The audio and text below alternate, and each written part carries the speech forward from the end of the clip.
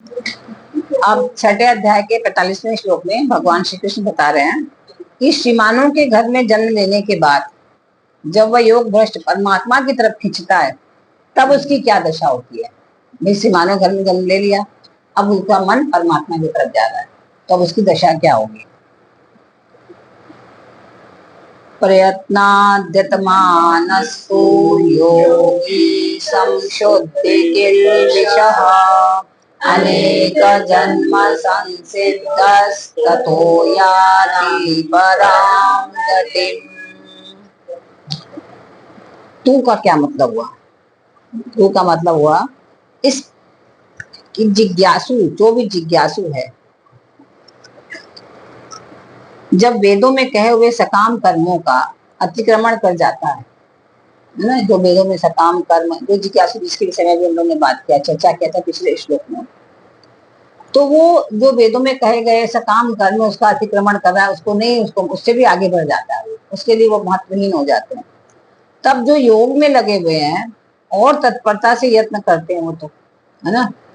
तो वह वेदों से ऊंचा उठ जाए और परम गति को प्राप्त हो जाए, इसमें भी कोई संदेह नहीं है। तो जो योगी है परमात्म तत्व को, समता को चाहता है और राग द्वेष हर्ष शोक द्वंद्व इस आदमी में फंसता नहीं, वही कौन है? वही योगी है। आप साधारण से रह करके भी अगर राग द्वेष से रहित हो जाए, द्वंद्व से रहित हो जाए, एक निश्चयात्मक बुद्धि हो जाए, व्यवसायित्मिका बुद्धि पढ़ा था ना हम लोग ने, तो व्यवसायित्मिका बुद्धि जिसकी हो जाए और राग द्वेष भी मन में ना हो, छल कपट ना हो, सबके संग समता का व्यवहार करें, तब आप पूरे पक्के योगी है ना। क्योंकि आपके हृदय में कोई द्वंद्व नहीं, कोई द्वेष नहीं, कोई राग नहीं, तो कोई ऐसी भोग की कोई आकांक्षा नहीं, तो ऐसा व्यक्ति जो, और ना किसी काम को देख के बहुत खुशी के मारे दीवाना हो जाए, ना किसी को दुख में देख के एकदम मतलब मृत पाया जाए, हाँ बराबर से रहे, एक समान रहे, वो मिले तो भी इसमें मिले तो भी, तो क्या होगा कि वो सच्चा योगी फिर कहलाता है। प्रयत्नाद्यतमान, प्रयत्न पूर्वक यत्न करने का तात्पर्य है कि उसके भीतर परमात्मा की तरफ चलने की जो उत्कंठा है, जो लगन है, लग रहा है कि मैं किसी तरह परमात्मा को पाऊं, मैं कैसे पाऊं प्रभु को, मैं कैसे उस परम तत्व को प्राप्त करूं,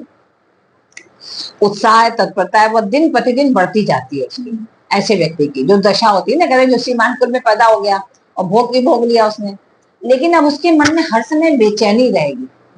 लगेगा कि ये कुछ है नहीं, ये सुख कुछ है नहीं, जैसे अभी आपने कहा ना, तो उसके मन में एक बेचैनी रहने लगती है कि अब इसमें कुछ तत्व नहीं है, अब आगे बढ़ना, कुछ और चाहिए। तो हर समय तो क्या होगा, साधन में उसकी निरंतर सजगता रहेगी, हर समय अब मैं साधन कैसे कर सकता, वो निरंतर सजग हो जाएगा, जो अभी तक सुप्तावस्था में था अब सजग होकर के इस कार्य को करेगा। श्रीमान के घर में जन्म लेने वाला योग भ्रष्ट पूर्वाभ्यास के कारण परमात्मा की तरफ खिंचता जाता है, क्योंकि उसका पूर्व जन्म में अभ्यास था, चाहे वो कि कहीं भी जन्म ले ले, लेकिन उसने अगर पूर्व अभ्यास किया है तो उस तरफ आकर्षित होगा ही होगा। हाँ, प्रश्न जैसे, तो इस तरह से जो योग भ्रष्ट है श्रीमानों के घर में, जब वो उसका भोग पूरा हो जाता है तो फिर वो आकर्षित हो जाता है अपने योग की तरफ, परमात्मा की तरफ फिर आकर्षित हो जाता है, और फिर वो क्या होता है, संशुद्ध किल विषह, उसके अंतःकरण के सब दोष सब पाप स्वतः नष्ट हो जाते हैं, क्योंकि पूर्व जन्म में इसने इतने अच्छे कर्म किए होते हैं। तो परमात्मा की तरफ लगन होने से उसके भीतर जो भोग और संग्रह, मान बढ़ाई आदि की जो इच्छा रहती है वो मिट जाती है। इतना भोग लिया, अब लगता है कुछ नहीं, किसी ने कुछ कहा था कोई फर्क नहीं पड़ता, कहने दो, अब हमें इसके बारे में सुनने ही नहीं। जो कि अभी तक बड़ा रस ले लेके सुन रहा था, बड़ा रस ले लेके कह रहा था, आप कहते हैं कि नहीं हमें कोई रुचि नहीं आ रही, व्यर्थ की बातों मत करो, है ना, फिर उससे उसका मन जो है धीरे धीरे करके हट जाता है, उसका मन जो है, जो क्या होता है इससे मिट जाता है, सारे पाप उसके अंदर से हट जाते हैं, तो एकदम शुद्ध हो जाता है उसकी आत्मा। तो जो प्रयत्न पूर्वक यत्न करता है उसके प्रयत्न से ही यह मालूम होता है कि उसके सब पाप नष्ट हो, जब प्रयत्न करने लगता है। अनेक जन्म संसिद्ध, पहले मनुष्य जन्म में योग के लिए यत्न करने से उसको सिद्धि हुई थी, जब उसने पहले प्रयत्न किया, आसानी से नहीं मिला लेकिन प्रयत्न किया, तब उसको योग की सिद्धि हुई। फिर अंत समय में योग से विचलित हो गया वो, क्योंकि तो प्रयास ही तो कर रहा था, लेकिन अंदर से कहीं भोग की इच्छा भी थी, वो खत्म नहीं हुई थी, इसलिए वो विचलित हो गया अंत समय में। तो फिर क्या हुआ कि विचलित होने के कारण स्वर्ग आदि लोकों में गया, फिर वहां भोगों से अरुचि हुई उसको, जब वहां भी खूब भोग भोग लिया, तब फिर क्योंकि बीज पड़ चुका था योग का, जब योग का समता का बीज आपके अंदर पहुंच गया है ना, तब धीरे धीरे प्रस्फुटित होगा। कहीं आपकी काम भावनाएं भी हैं, तो वो भावनाएं आपको भोगने की इच्छा के लिए प्रेरित करती है, आपको भोगने के लिए प्रेरित करती है, ये भी भोग लो, ये भी आनंद ले लो। लेकिन जब स्वर्ग जाकर के भी भोग से उसकी अरुचि होने लगी, जब अरुचि होने लगी तो उसके बाद क्या हो गया, उसकी शुद्धि हो गई, और तब उसने क्या हुआ कि श्रीमानों के घर में जन्म लिया। जन्म ऐसे नहीं लिया उसने, जब वहां भी उसकी भोगने की अरुचि होगी तब जन्म लिया। और जब श्रीमानों के घर में जन्म लेकर परमात्मा प्राप्ति के लिए तत्परता पूर्वक यत्न करने से उसके हृदय की शुद्धि हो, शुद्ध हो गया एकदम। तो इस प्रकार क्या हुआ कि जन्मों में शुद्ध होने से अनेक जन्म जो है उसका सिद्ध हो गया, वहां गया वहां गया वहां गया, अनेक जन्म उसके सिद्ध हो गए।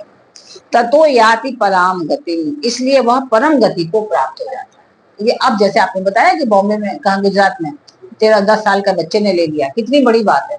जबकि 5,000 करोड़ का मालिक उसके माता पिता, उसी को तो मिलता रहता। तो लेकिन अब उसकी भोगों से रुचि हो गई, उसको कुछ रुचि ही नहीं रह गई। अब क्या करोगे आप, सब 5,000 करोड़, इसलिए कुछ महत्वहीन हो गया इसके लिए। तो ऐसे ही हो गया जैसे किसी गाय के आगे सोना चांदी सब रख दो, तो गाय तो खरीद उसको मतलब ही नहीं सोने चांदी से आपको, तो वही हो गया। तो त्यागी पुरुष को इससे लेने देना नहीं है। तो जिसको प्राप्त होने पर उससे बढ़कर कोई भी लाभ मन में नहीं आता, मतलब एक बार योग को प्राप्त कर लेता है, इससे बड़ा कोई चीज है ही नहीं, सबसे बड़ी चीज हमें मिल गई। और जिसमें स्थित होने पर भयंकर से भयंकर दुख भी आपको विचलित नहीं करता, क्योंकि आपको परमानंद की प्राप्ति होगी। सब कुछ दिख रहा है कि सब नाशवान है, अभी नहीं तो कल नष्ट होगा, अभी थोड़े से पहले नष्ट हो गया है ना, नहीं तो कल तो होना ही है नष्ट। तो इसलिए ऐसे आत्यंतिक सुख को वो जातक प्राप्त कर लेता है।